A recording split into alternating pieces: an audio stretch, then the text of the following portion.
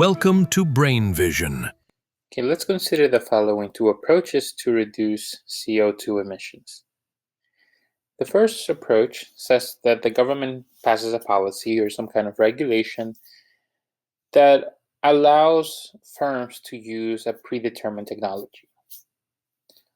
For example, the government is telling every firm that air pollutes, you can only use this particular machine. Right. Now, approach 2 says that government subsidize technologies that reduce CO2 emission.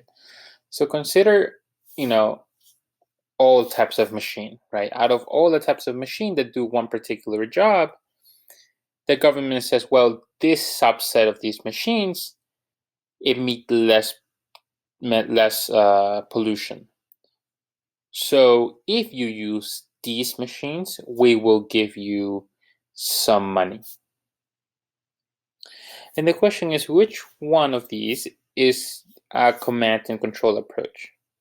Well, that's going to be approach 1, right? Because command and control is the government telling you, okay, you can only do this, or you can only pollute this much pollution. In this particular case, approach 1 is saying you can only use these technologies, and that is a command. If you don't follow this, you're going to be fined a lot. Approach 2, on the other hand, is not a command and control approach, because the firm is allowed to use any machine they want. The government is saying, if you do use these, which is what we want you to do, we will give you some money. So it's not a direct command.